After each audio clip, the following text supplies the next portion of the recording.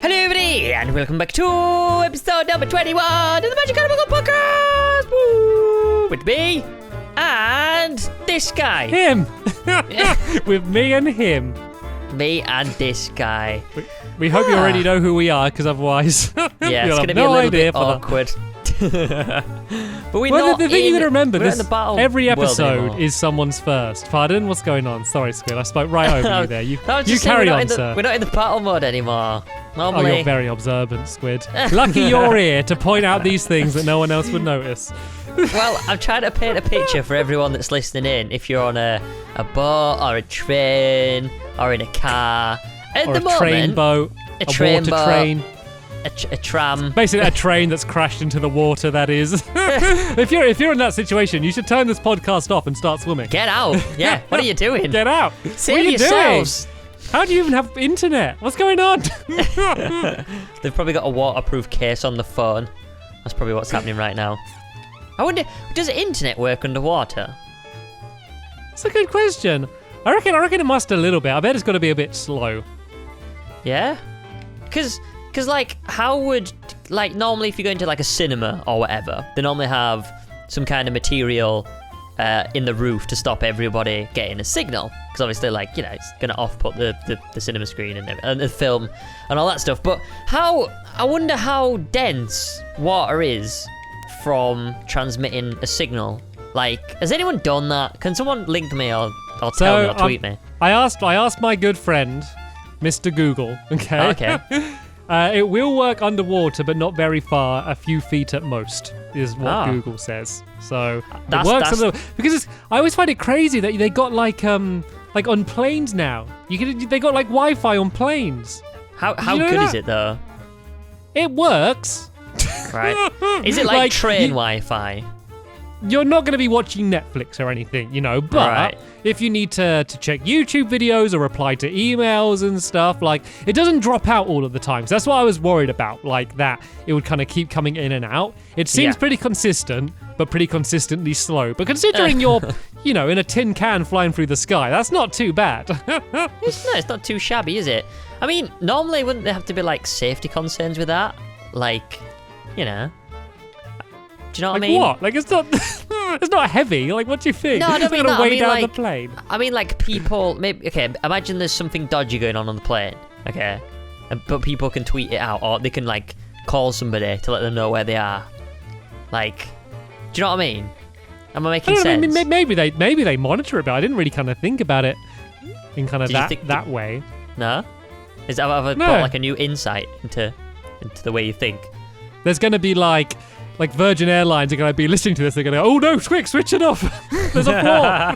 We haven't thought about that yet. No, it is pretty cool though. It is really cool. And obviously, like, I mean, I guess that it's kind of, you know, going to be really good internet. I mean, obviously it's very close to, like, you're higher up, so you're going to be closer to, like, I don't know. Go on, Squid. Let's finish this sentence. Let's have everyone who understands any sort of technology, let's hear them cringe. Go on, carry on, explain. What are you higher to? Well, you're not higher, but it's like you're clearer. So normally when you're trying to get reception, obviously, if you live in a valley or somewhere like that, then it's kind of hard to get to a receiver, a transmitter, or whatever that, you know, can supply that kind of reception. But where do you think the transmitter is? Are you trying to, like, connect to God's modem? Like, what are you? No, I mean, like, obviously like transmitters, you know, where the nearest one is.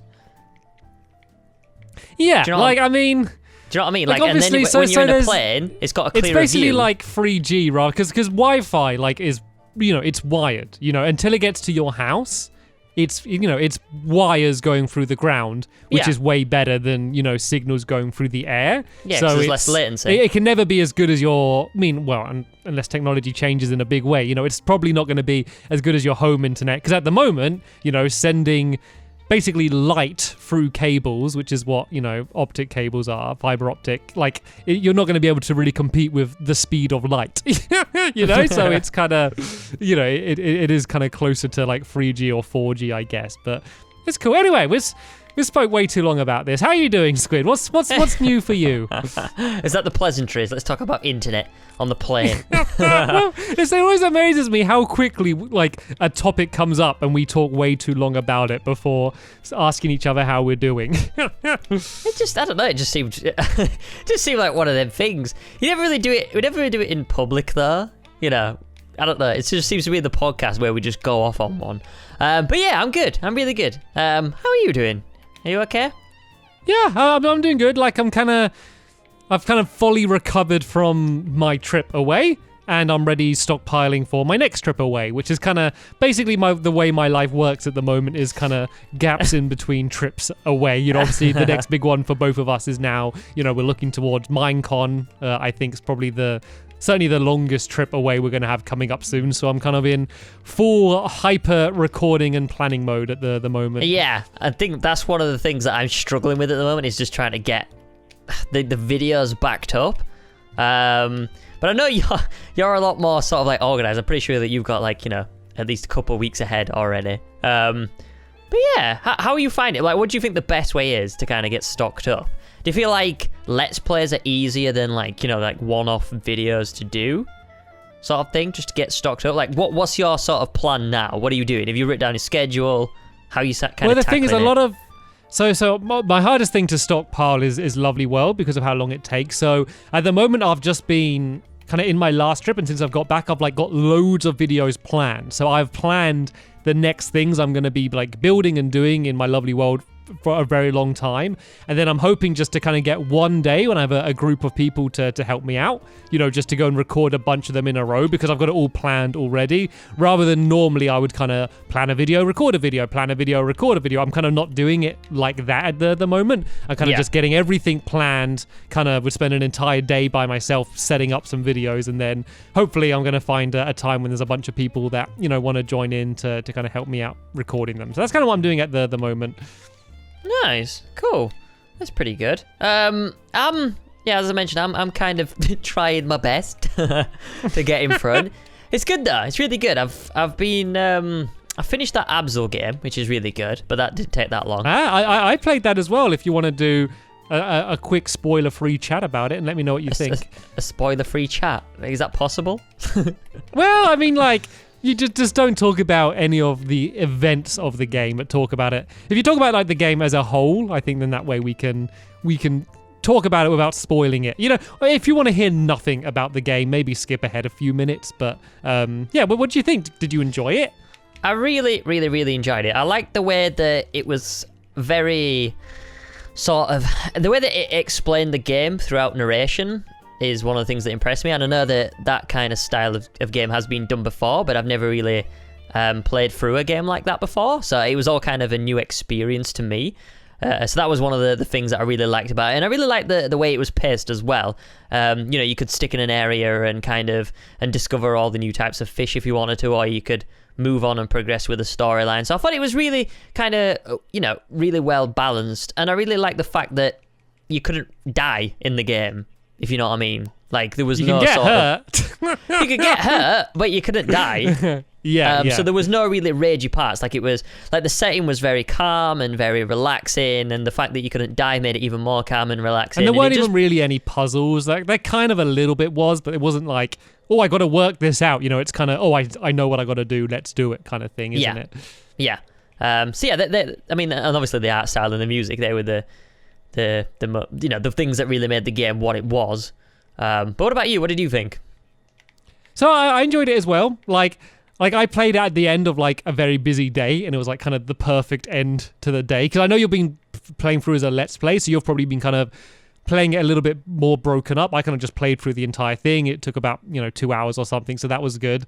My problem with it is the fact that I played Journey, and Journey's probably in like my top 3 favorite video games of all time. Yeah. And it just seemed so similar to Journey in so many ways. And it was like reminding me of something that I loved probably more than it. And like, I think it was just a little bit too similar to Journey in so many ways, but then was missing a lot of the things I loved about Journey, you know, like the multiplayer side of Journey, which I think is kind of probably one of the most interesting ways a game has used multiplayer, but it just didn't have that. And I don't think it it had the exact same beat. So the way it kind of starts off and then it kind of gets a bit darker and then it has this like kind of epic ending, but it was kind of exactly the same as Journey, and like the way you kind of cool out and the movement, the way like in Journey you're sliding down sand dunes, on this game you're kind of flowing in the current, but it seemed like Journey. It seemed like Journey 2 basically, but not quite as good. What about if you like never played Journey, like my perspective? Like, yeah, I think I'd have liked it a lot more. Like, there'd have been a higher level of appreciation if I hadn't played Journey before. Saying that, like, it looked amazing. Like, I enjoyed all my time with it, but it hasn't left an impact on me because I felt like I'd experienced it already. So that's because you haven't played Journey, have you? No, I've never played Journey, but as I mentioned when I was playing the Let's Play, because I was enjoying it that much that it made me wanted to go and play Journey just to kind of experience it. If that was kind of, if it's going to be better than that, then yeah, I'm definitely, and a lot of people have said that it's their favorite game as well. So I think it would be interesting to see whether you have the same as me, but in reverse with Journey. Like, too much like Abzu, But they have remastered Journey on PS4, so maybe if you enjoyed Abzu that much, Journey is, in my I think it's personally a slightly better Abzu. It's set in, if you love the underwater setting, obviously this one's, Journey is mainly set in a desert, which is obviously a very different setting. But that was my only downfall. It's a little bit too close to something I liked a little bit more, is my only complaint about it. So what happens in Journey if there isn't another player online? Because you mentioned multiplayer. So is there a single player or what? So you don't... I don't really want to say too much, but basically you never go into matchmaking. You never see another player's username or anything. Basically, other players can kind of drift in and out of your game, and it's vice versa. Yeah, it's kind of and apparently people are still playing it today. So what happened in the game is that there's people that got really into the game, and then they basically keep replaying it and helping out new players, because once you've completed the game, there's kind of a way your appearance changes, and there's the amount of secrets in the game you find also changes your appearance in a certain way. So you can tell if you're seeing someone who's playing for the first time or someone that's played before. So it's kind of like when I played through, I didn't realize it until afterwards, but when looking back I was like, okay, so this person was guiding me through and had played it before. This person had no idea what they're doing, just like me. So it's a really interesting way they've done it. So I don't want to say any more than that, but if you liked Abzu, definitely, even if you don't record it, at least play through Journey. It's about the same length, it's not very long. About a couple hours. Yeah, it's a similar length, but you'll see all the similarities, I reckon. Yeah, pretty good. Yeah, well, I think I definitely will check it out. If, like you said, I probably won't record it, but I think if I get a couple hours free on a night, then definitely I'll put it on and I'll play it. But yeah, apart from that, we spoke about No Man's Sky in the last episode, and I did say that I may record it. I decided that I'm gonna do 20 episodes on the game because there's no ending. The ending is to get to the center of the universe, but that can go on for... Do you reckon you're going to visit all the planets in that time? No. Was it like 7 quintillion planets or something? No. 100% of the game. Discovered everything. It is very tedious. Like, I've recorded 4 episodes. It's very tedious. It does kind of guide you when you get like a hyperdrive, because it says, okay, this is the way to the planet, to the center of the universe, so you can get a straight path towards there. But I can remember I just recorded and I got like my hyperdrive working, and I went to the next planet which was on the same path, and it was like 56 light years away, and then it said to the center of the universe. It was like 176,000 light years away. So but the thing is, you upgrade your hyperdrive, so yeah, if you'll be able to jump further in the future. So it's not like you're gonna do all those little jumps to make your way there. Yeah. So what do you think of it? It's got very, very mixed reviews. So what side of the fence are you on? I only think that it's got mixed reviews is because it's so overhyped. Like, the game has been ridiculously overhyped, so it's had some really big boots to fill. And if it was something that just came out of nowhere, I reckon it would have so much better reviews, because people would be like, Well, the actual reviews have generally been pretty good in terms of, like, websites reviewing them. It's more like the community who are the ones who I think might have blown up the expectations a little bit too much, or thought it was a game that it wasn't. Wasn't the game just... apparently the game was made for the PS4, and then they just kind of transferred all the PS4 files to the PC, and then that's why it's kind of running so bad on the PC, because every game's developed with a platform. There's the main platform, and then it's essentially ported to other things. The last generation, it was mainly everything was made for Xbox 360, then ported to everything else, because you don't want to start with the PC and then scale everything back. That's kind of the opposite way to do it. So it seems like I've been playing on PS4, and I've had the frame rate's dropped a little bit. The draw the thing that gets me is that the field of view is really shallow. It kind of looks like you're looking through binoculars all the time. So that's the kind of thing that it actually made me feel a little bit claustrophobic. But apart from that, I haven't had any technical issues with the game, no server problems or anything. Mine crashed once, and that was the first episode of recording. So I recorded the first 20 minutes. I got everything I needed to fly my ship. I was heading back to the ship, and it just crashed, and I lost everything. And I was like, oh no. Well, what are you on PC then? No, I'm on PS4. Oh, okay. I don't know. Maybe they released a patch before I started playing. I started playing it a couple days late. What do you think, though? You haven't said. You keep dodging the question. It's good. It's good. It is really good. It's very fun. But I can tell by your voice that you're not. I just feel like it's going to get repetitive impressed. Very quickly. Yeah. That's all I feel like. Because it's just constant searching for resources and then jumping to new planets and then making your way to the center of the universe and upgrading your suit and getting new ships. But the way you get new ships and the way you get new suits and stuff like that, it's just the same. It's the same sort of stuff. You gotta find these little outposts, and you get a new ship, and the ship will have one more upgrade. So you upgrade that, and then you find another outpost, and you get another upgrade, and then you have to mine resources to get credits, and then you just keep trading the credits in. Keep trading the resources in to get more credits, and then it's just very... There doesn't really seem to be...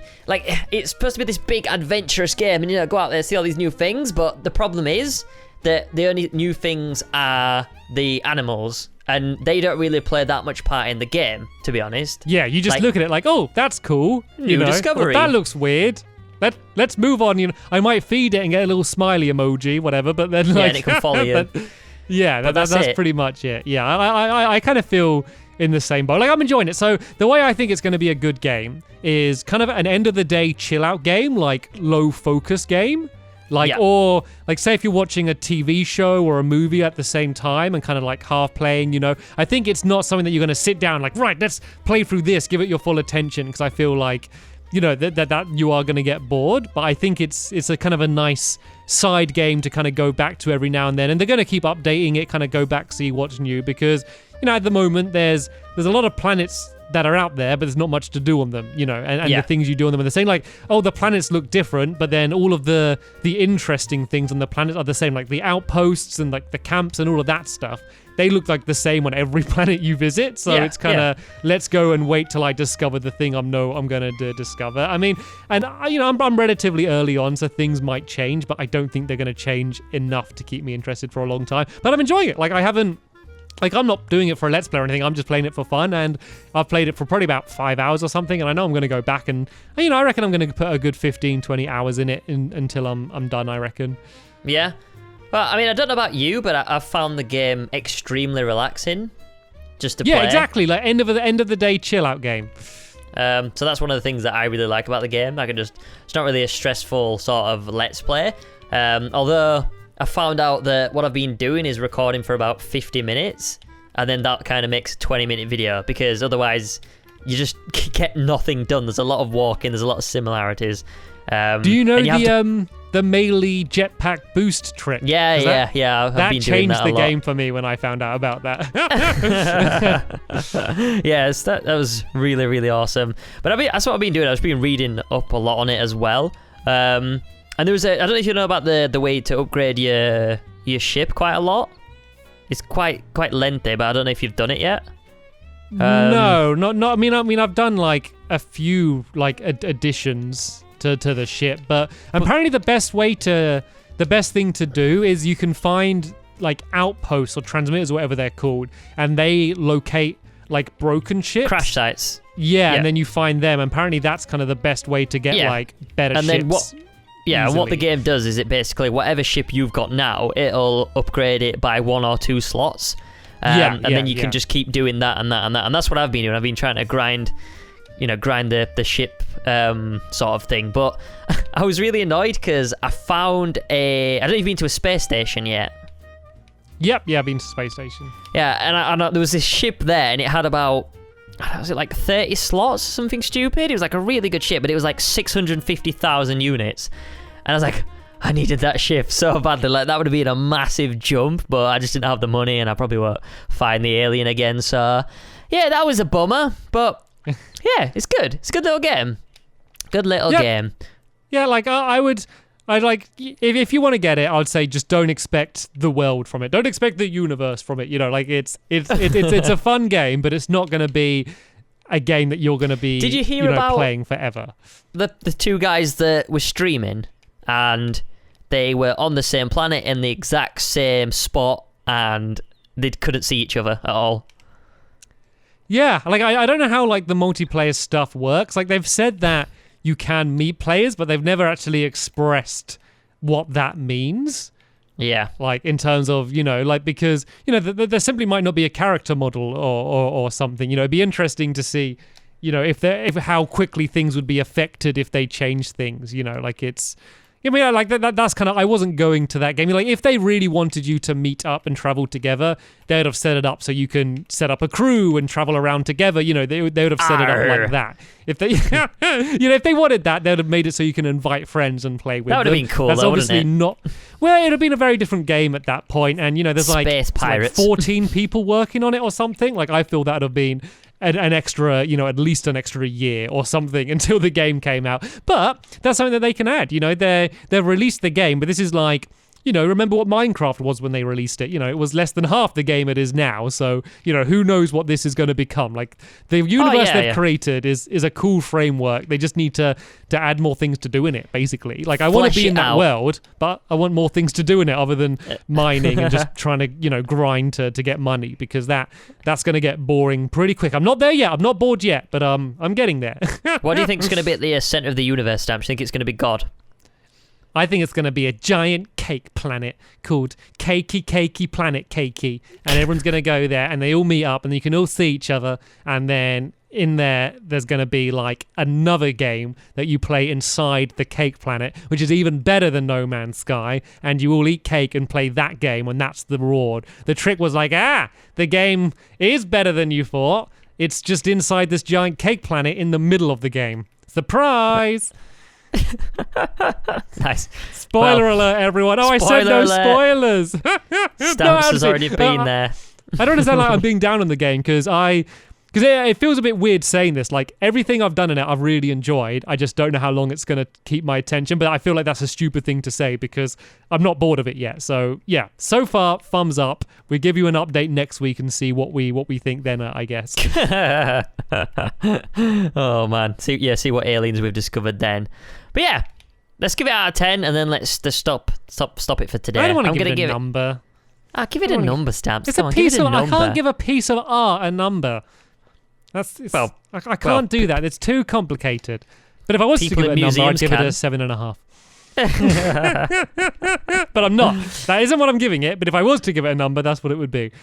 I hate like number systems on like reviews because it's like, like maybe like a 5-star system's okay, as in like, just as a rough idea if it's good or not. But like because there's so much about preference and where it's just basically like that one reviewer's opinion, and it's like you can't judge everything, in a game because it's so much about preference. Like, a number just means nothing in terms. It's like saying, it's like reviewing like a painting with a number. It's like, well, you might like it, you might not. It's, it's like, what does that mean to anyone? There might be a game that like you love Rocket League.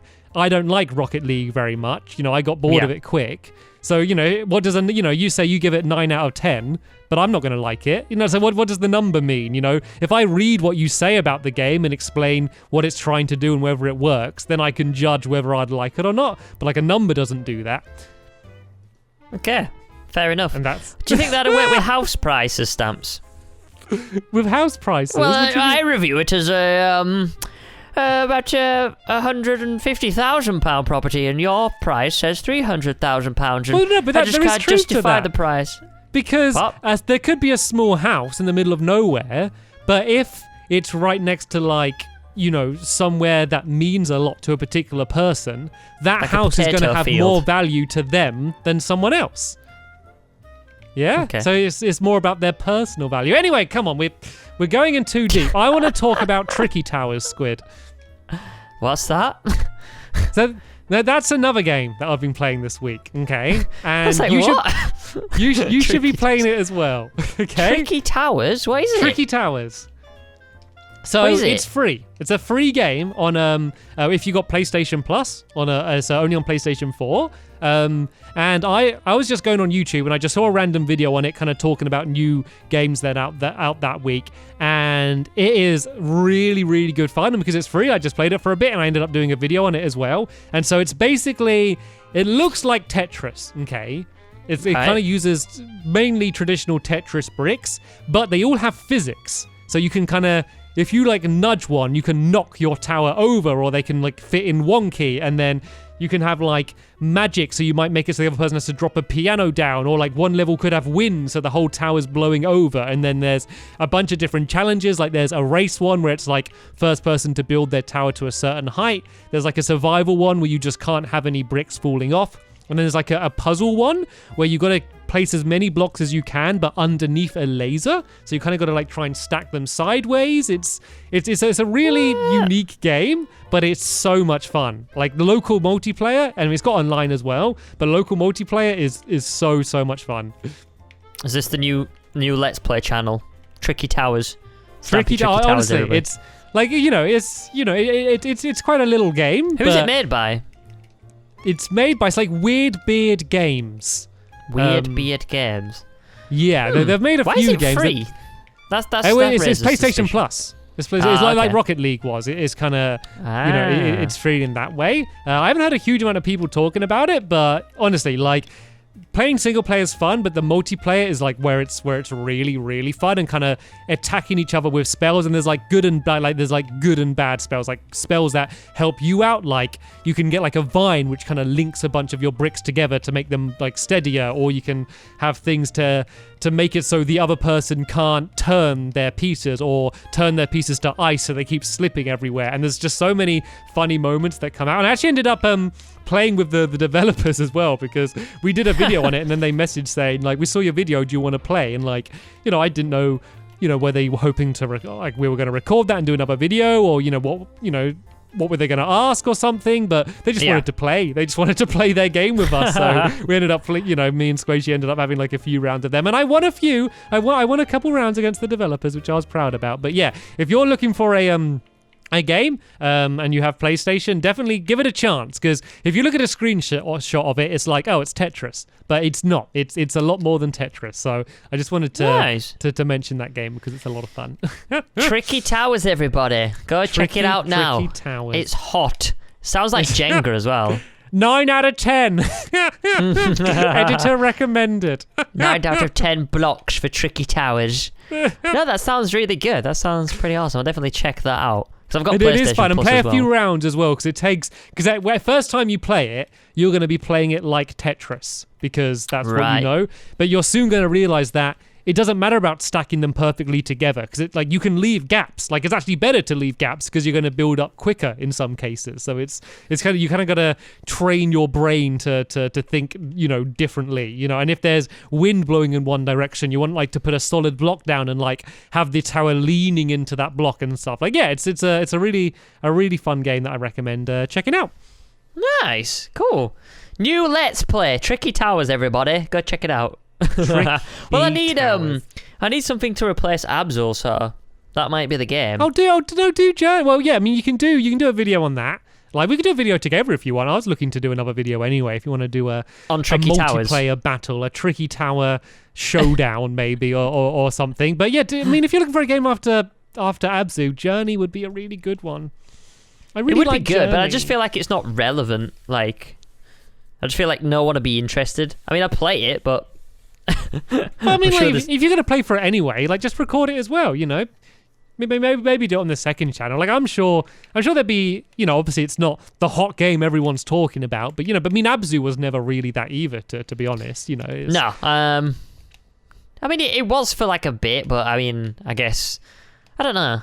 It was a bit, but mind you, No Man's Sky was a bit, and I think that's kind of dying off now a little. But yeah. Well, I mean, good. People know what it is. It's always more exciting when it's like, oh, this mysterious new game. Now it's like, okay, I understand it now. Like I know what this game is. A lot of the magic, I guess, kind of disappears. But anyway, let's move off from video games because I know that there are, a certain amount of people that listen to this that aren't, into video games as much of us. What are they into then? Why did they listen to us? I don't know. I think they're lost. I think they were looking for a better podcast and they found this one. That's what's going on. I really want I want people to comment on the Facebook page. What are you actually here for? Yeah. Well, I think they're looking for our enlightened opinions on a variety of different subjects. Once again, they're going to be very disappointed, but that's what they're here for. Well, no, we had Wi-Fi in different areas at the beginning, and then we did a little bit of video games. So I think we should move on to something a little bit stupid again now, and then pick up on video games a little bit later on. So let's talk about caterpillars eating apple stamps. Where do you stand on that? I don't stand on them. That would be cruel. Oh dear. But yeah. Well, I think Squiddy tip time. Then, if you want something silly, I got one ready. Have you? Okay. Go on then. So this is from Erlen Nielsen. I think Nielsen. Nilssen. Nielsen. Erlen Nielsen has written a comment on the Facebook page, facebook.com/Magic Animal Club for anyone interested. And they have said, how do I open a jam jar and put the jam into a sandwich without touching the jam and getting all sticky? A knife? There we go. There's the answer. Was that serious? Do you have cutlery in your house? Like, how do they normally do it? Do they just, like, smash the jar and put the jar in the sandwich? They just put the jar upside down over the sandwich. Why not? Yeah, I mean, there's this new thing that's been invented, and they're called knives, and you can stick them in the jar, and you can get the jam out that way, and that way there's no mess on your fingers. You don't get sticky hands, and you can wash them as well. Yeah, you can wash them sometimes and you can reuse them. Did you know that? Ooh. Well, these are the kind of enlightened opinions that I've been waiting for on the podcast. Someone to really say something revolutionary. We should do like a quick fire Squiddy tips, but with serious answers. Like completely the opposite of what we used to. Okay. Yeah. Right. Let me chat for a little bit and let me think of 3, and then I'll do quick fire. Okay. 3? Wait. Is it not on the Facebook page? Do you want me to go for the Facebook? I was just gonna. Yeah, I just wrote down how do you clean your hat, but okay, I'll go to the Facebook page instead. Let's go. Let's go and try and get through some. How do you clean your hat, Squid? Well, what I like to do is I like to throw it in a puddle on a Tuesday afternoon, and then I take it around to my grandma's house, and she has a game of bingo on it, and then I throw it on some train tracks, and that irons it out, and then I take it home and put it in the washing machine, and it comes out really clean. That's how I clean my hat. Perfect. Okay, I got every time. I mean, this is meant to be a Stampy tip. I'm going to do it as a Squiddy one, seeing as you want a serious one. So this is from Thomas, and he says his parents want to move, but he doesn't. He's worried that he's going to have to leave his school. Can you give me a tip on how to fit into a new area? Okay, Thomas, what you got to do is you've got to go to the school, see who's the cool kid, and then act like the cool kid and pretend you're the cool kid. No, rubbish tip, Squid. Don't say that. Don't copy the cool kids. All right, Thomas, okay? This is what you want to do. Listen to the rest of what Squid's about to say to help you, then do the complete opposite. That's my advice. Anyway, Squid, carry on. Well, just be yourself, Thomas. I'm sure that you'll... Wait, you said the opposite, didn't you? I'm actually giving like a decent tip here, Stamps. Just don't be yourself. Be someone else. Get a costume. Dress up like a chicken. Well, yeah, imagine if you could start school again, Stamps. What would be the first thing that you'd do? Like, if you knew how everyone was going to act, like, and if you could give yourself, like, a new reputation, what would you do? Like, knowing what you know now, would you do something stupid? Would you dress up like a chicken for the first day? Like, what would you do? I think in classes, I might, like, pay attention a little bit more than I did. Like, things I had, like a stupidly good childhood. Like, everything was happy and fine. Like, I never had any problem with bullying at school. I had a really great group of friends that we all got along with. So it's not like I'm looking back and like, there's that thing that always went wrong. This is my chance to change it. I mean, just knowing what happens, you could just relax about a lot of things. Things that I was worrying about happening, I could just chill out on. Exams, whatever. I'd know what grades I was getting. I'm sure I could, boost them up. A little bit better now. But I'd realize how things that were the biggest thing in the world back then just don't really matter. Kind of like school relationships and things like that. You can see how, in the grand scheme of things, for most people, it's not going to affect the life, the rest of your life. So, I don't think I'd change anything majorly, but... So you wouldn't dress up like a chicken? Just thought that was an important thing to get from all this. I would consider dressing up like a chicken. Would be... maybe not for the first day, because we got school uniforms over here in England. So chickens generally isn't one of the things Don't you're Americans advised have to dress school up. uniforms? Like most don't. Most schools in America don't. Some do. But even junior schools? I don't think so. I don't think any schools in like. What? Well, I know some do. Like I think, I think if it's like a private school or something, maybe. But yeah, most schools don't have school uniforms. Man, they don't know how lucky they are. It was like the best day ever for non-school uniform day. Yeah, I know, but it wouldn't be special because it's all the time. But like, imagine like the stress of like having to like choose what to wear every day. Like, I'm kind of glad that it was just like, it's nice because people are never going to get bullied on their clothes. Like in England, like I can imagine that might be a big thing, how people can get bullied. Maybe if they haven't got like, the best brand clothes, or they're wearing, slightly different things to everyone else. Like the good thing about being in school uniforms is that's not something that people can bully you on. 'Cause it's like, you're wearing stupid clothes. It's like, I'm wearing the exact same as you. Like, that kind of takes out something that people can bully about, which I guess is kind of a nice thing about it. But I had to wear like a lime green blazer, so that wasn't the best. And they changed it just as soon as I left. I think it was the year after they changed. It was still green, but it was like a dark green and looked so much better. But yeah, my whole school life had a lime green and white striped tie, and then like a lime green blazer. So if you think of one person wearing that, whatever, think of like a sea of people all wearing the exact same thing, wearing those clothes. Yeah, we didn't look cool. It's quite a bright colour, just like a sea full of bogies. A wave of green. Anyway, Thomas, hopefully that helped you in some way. So, right. Oh, Thomas, there's another question, actually. This is a proper Squiddy tips. How can I train my hamster to wash dishes for me? Right. You got to answer in less than 30 seconds. Okay, well, everyone knows that hamsters are fairy, and you know what else is fairy?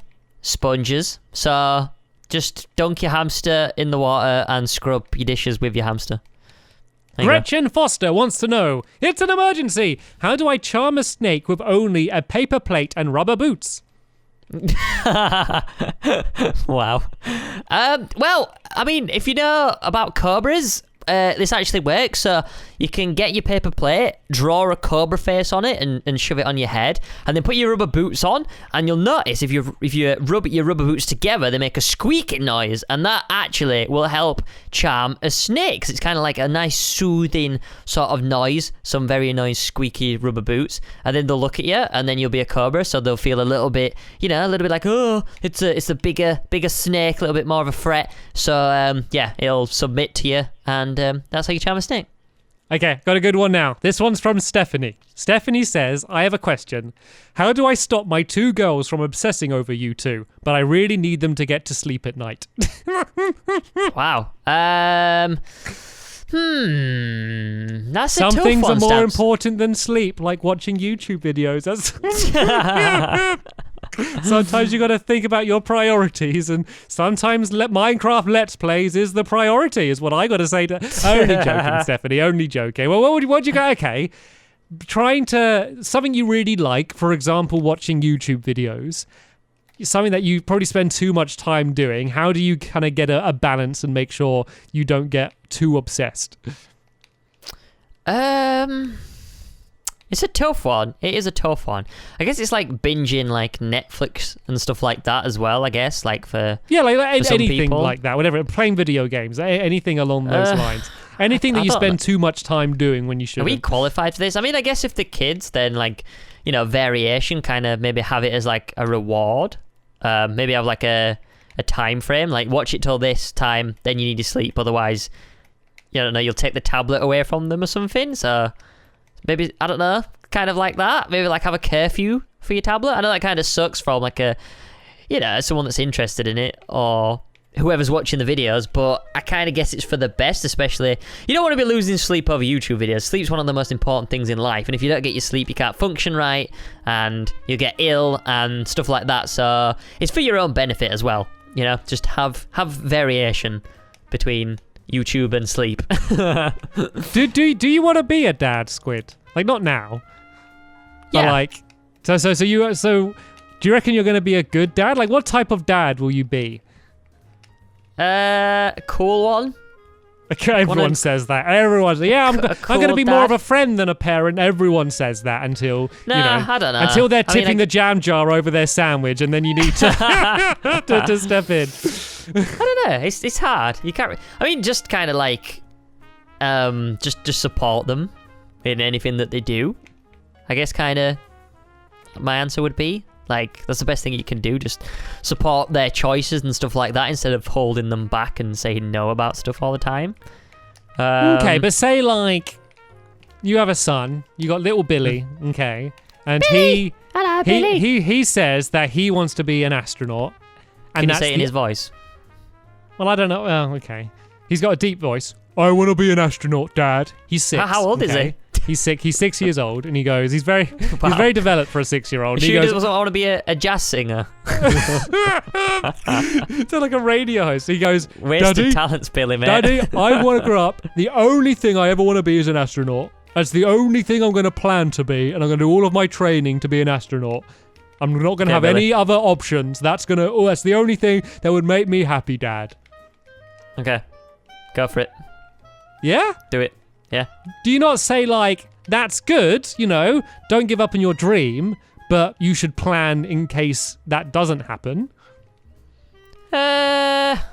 Like, because really. there's a very small amount of people that want to go to space. There's a lot of people that want to go to space and only a small amount that can. So the odds are, there's only been one, British man that's gone to space, for example. There's, the chances are he's not going to be able to be an astronaut. So don't you want to kind of prepare him for that in case it doesn't happen? Well, I mean, I'll tell him the figures and I'll say, look, you probably won't do it. And then if he goes, no, I'm going to be an astronaut, Dad, and I'll say, fine.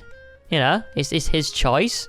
I mean, like, I don't want to be like negative, but I know a lot of people who have 1 million degrees and they end up working in a supermarket, for example. So, like, and you can go into education at any stage in your life. So as long as he gets his GCSEs and stuff like that, then do you know what I mean?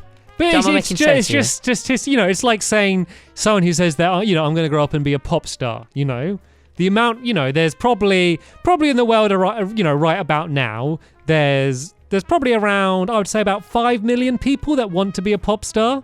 Maybe more, probably more than 5 million. And and the amount that really make it, there's probably about 20 to 30 really big pop stars. So you can just look at those stats, and of course you're going to think Billy's the most talented person in the world because it's your son, of course. But you can look at it and think, chances are Billy isn't going to be a pop star, let alone a pop star astronaut. Okay, so you kind of gotta you gotta have the balance of not crushing their dreams and supporting them with what they want to do, but also being realistic and making sure that they do have other options that might be a little bit more realistic. And the big one I think a lot of parents are probably dealing with right now and will relate to this is little Billy saying, Dad, I'm going to grow up to be a YouTuber, because I watch YouTube, I love YouTube, and that's kind of what I want to do. Can I make videos? And that's kind of I think a thing a lot of parents are dealing with right now in terms of how much to support and kind of what do they need to do, and how safe is it, how plausible as a career is it actually, because once again, you can look at the amount of people that want to be YouTubers and the amount of people that can actually do it. And, once again, the stats don't look very nice, in that regard. I mean, that's the thing that's kind of amazing, like how we've ended up as YouTubers. Do you know what I mean? Like, but we did it at a time when there weren't millions of people wanting to be YouTubers. Like it wasn't. There was still a lot though. There was still a high number. I mean, there's not as many as there were now, but not in the same way like it is now. Like things have kind of stepped up to another level. I wonder how many people that are watching YouTube want to be YouTubers. I would say that like the majority have at least thought about it and started making some videos. Like I reckon more people have than haven't. Want to do it. I think obviously it depends on the age of the person. There's if they're very young, then the chances are they might not have. But I reckon that kind of early teenagers, kind of I guess between 9 and 14, I think there's the majority of them would have kind of started making videos kind of similar to the people they watch, or or trying to do something different. I reckon it's got to be in the majority. Yeah.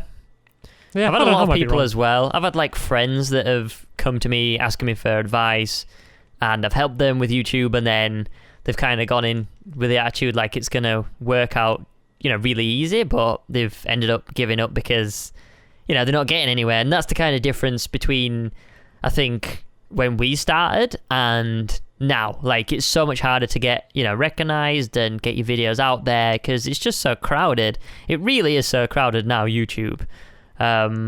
Yeah, but there's more people watching. Like everyone always says about how hard it is to make it now because there's so many more channels, but there's so many more people watching. Like it kind of, it's always going to kind of end up adding up, for the amount of people watching to the amount of, popular people making videos.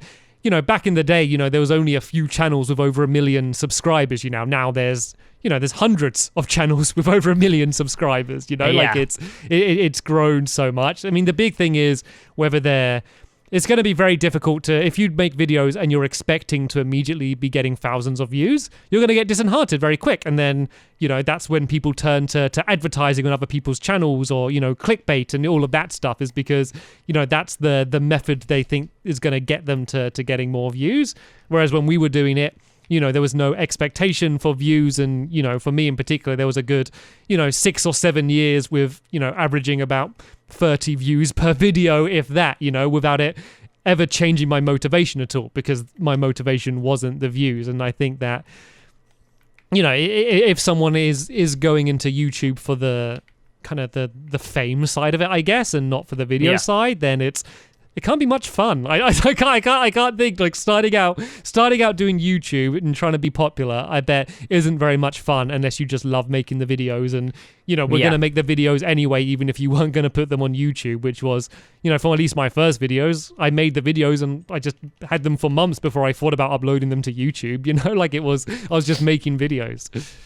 I mean, it's like we've always said, it's not really about. It's not really a job. It's more of a lifestyle. With YouTube, and that's something that people have got to try and find out their own way, I guess. It's the only way you're gonna know if YouTube's right for you or not. If you have to be 100% committed, don't you? Everything that you do, has to be sort of YouTube based.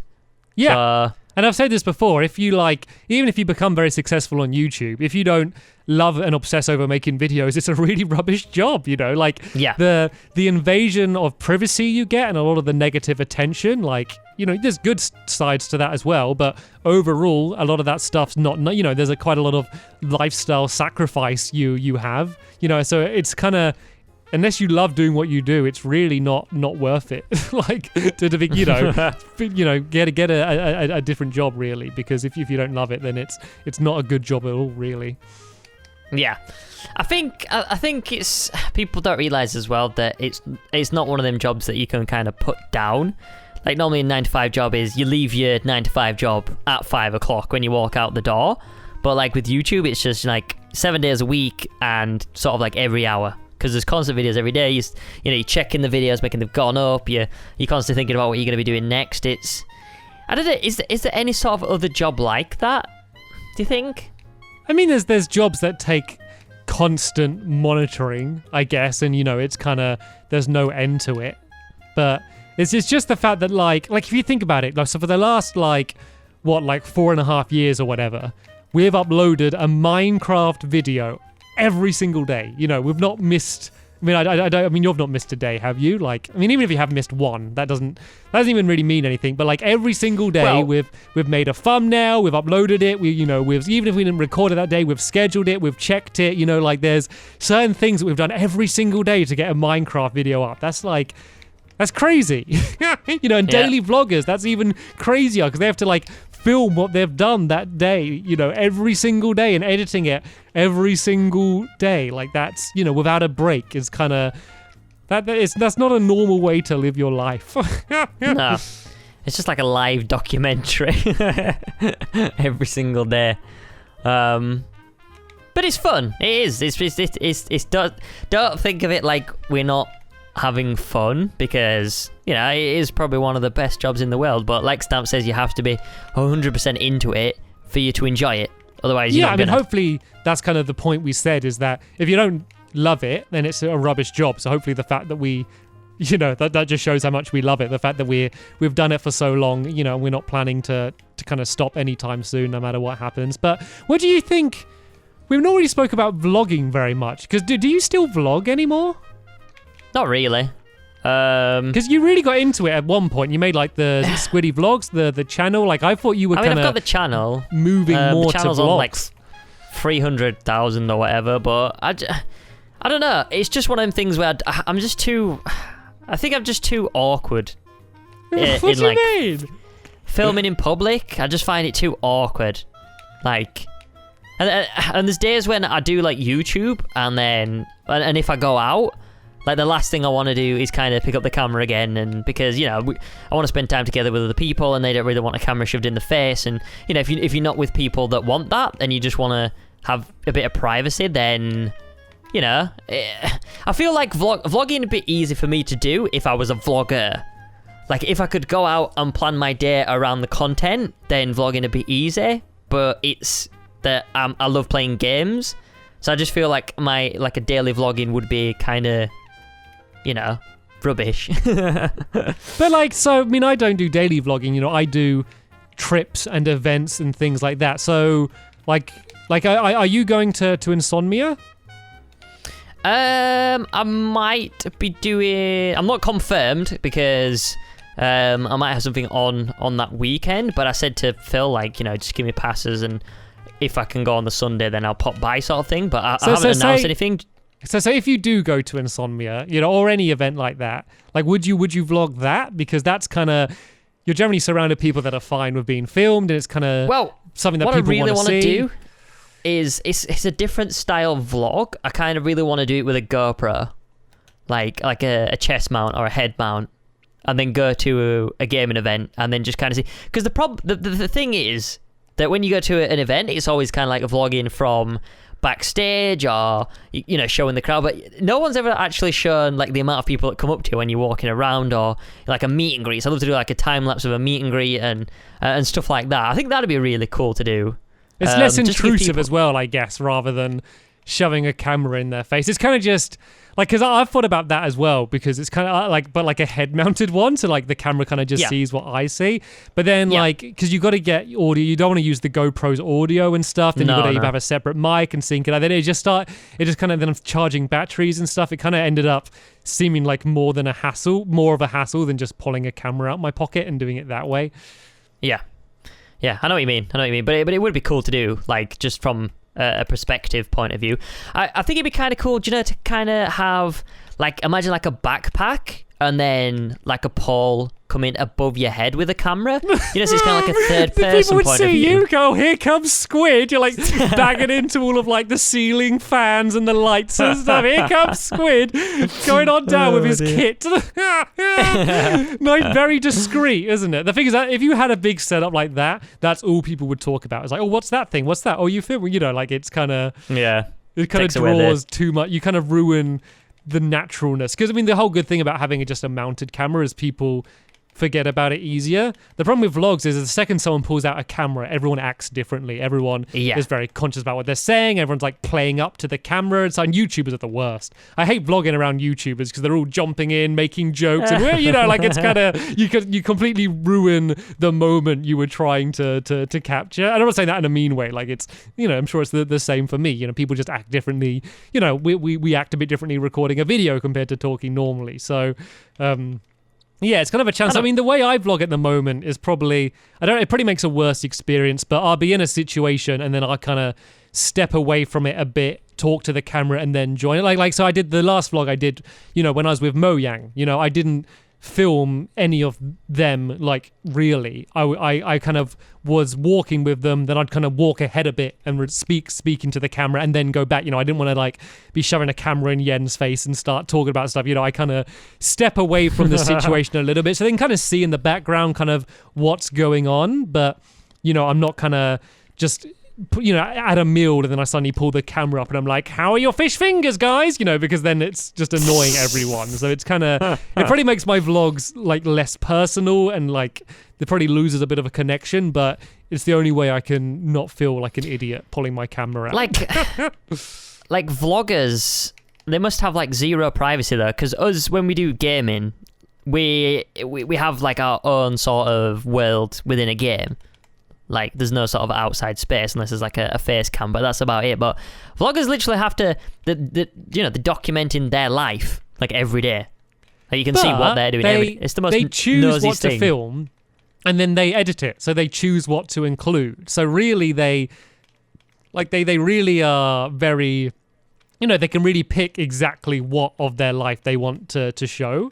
Because the average vlog's probably about 10 minutes. And a day is like 12 hours? So it's only 10 minutes of the day they're showing. So it's not like you're seeing as much as it might seem. They only need to film 10 minutes of a day, and then that I'm sure they film more and then they cut out the boring bits, but it's not as intrusive as you might think. The big thing is obviously kind of showing, where you live and where you work and that kind of stuff. But if you're okay with that, then I think that it might not be as bad as you think. I just know I wouldn't do it every day. I wouldn't want to wake up with the pressure of, gotta do something zany for the vlog. It might be a good way to motivate me to do more interesting things in my life anyway, but I think eventually it would feel like, oh God, what am I going to do today? What's funny? Like, what new challenge is everyone doing? What am I gonna have to try? Eat the crazy hot food challenge, eat this challenge, do pour this on my head challenge. It's I'd feel like I'd be stuck kind of doing all of those things, which just doesn't really interest me. Yeah, it's good though. So I can't remember what the question was. Vlogging. Vlogger. I think the question was vlogging. I don't do vlogging. Expand. So you're not thinking of doing vlogs more regularly in the future. Is that like right? I'm gonna keep the channel, and then if something does come about and I get back into vlogging, then I will. But it's just the point at the moment is I don't want to intrude on people's lives that don't want to be filmed. That's the kind of the point I'm making. Plus, I'm not very confident in doing it in public anyway. Like when I did the Pokemon Go videos, they was kind of like a push because that was, in sort of public and stuff like that. So, and people can get funny about it. That's the problem with filming strangers. Especially in the UK. I do think it's harder in the UK because everyone is much more reserved here, I think, compared to, a lot of mainland Europe or the US. Yeah? Yeah, I don't think I've seen anyone else vlogging about. Yeah, it doesn't seem to be like something that you see. Actually, no, we was off to London for something. I can't remember what we were doing. But I travelled to London. It was like a month ago, and then there was this woman on the train, and then normally, it's just random businesswoman, but she was on about vlogging. And I was like, it's a YouTuber, and I didn't know who she was. But then she was on about doing like a branding deal, and I was like, I know what they're talking about. I understand it's just that kind of world. Yeah, it's just kind of a weird moment, but it's pretty cool though. It's pretty cool. Someone that knows us, knows what we do. But how's your vlogging going anyway? You getting more into it, or? I'm probably not doing them necessarily more more regularly. Like, I do it when I'm doing a trip or something. I never show anything of my house or anything, so I can't, most days I spend in my house making videos, so that I can't film anything. There's obviously there's the sofa that I do Let's Talk on and a few kind of corners of the house I've shown, but I've never done a setup video or anything like that. So I really can only vlog when I'm away. But I like it. I film lots of little clips and edit them together. So. And people really love them. People really, every time I do a vlog, everyone's, talks about how much they enjoy them. And I think people do kind of want to see this stuff. So I think I'm going to keep at the same pace that I'm doing now. And then there's going to be, there's kind of things that I'm working on, which I know you know about, Squid, but I can't talk about yet, where there's a lot of opportunities to kind of do more behind the scenes type things.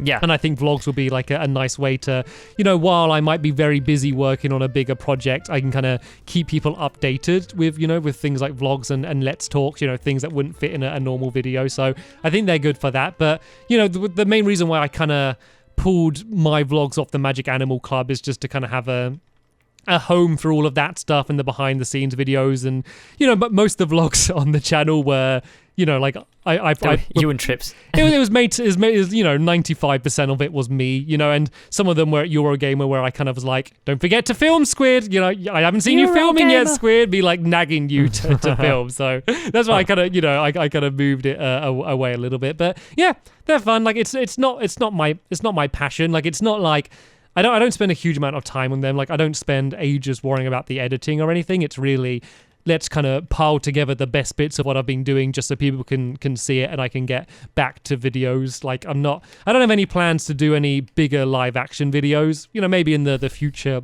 I will. But at the moment I love just the freedom that Minecraft gives you, with kind of Stampy shorts and stuff, kind of things where I can kind of invent whatever I want and not have any real boundaries to it. But yeah, I enjoy them. Cool. Good stuff. Awesome. Well, I think that's gone well, mate. It's gone pretty well this week. Get a little topic. What review would you give our podcast, Squid, for this week? I'll give it a 9. 9. That's very generous. I give it a 7 out of 10. Spoke about video games too much and Stampy speaks too much. That's my review on this week's podcast. What would you guys review? Stampy should shut up more and let Squid talk. Everyone write a proper review with a score at the end out of 10. That's your homework this week, everyone. We've just done ours. You got to go and give this podcast a full comprehensive review. Okay, like a score out of 10. Ooh. Anyway, that's actually. There's more. Well, I was just gonna say I have. I have a little bit of an announcement. I don't know if I should say it now, but well, you got it now. You've mentioned it. You got it. You can't go back now. We're too intrigued. I got a release date for my game.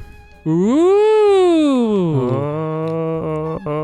You gotta guess. It will be coming out on the 13th of September. No. Oh. It's the same month. It is September. I think it's the 29th of September. So, do you know what else is happening on the 29th of September? It's my birthday. Is it your birthday? Yeah. Oh, happy birthday, Squid, for the 29th. It's not really. Oh.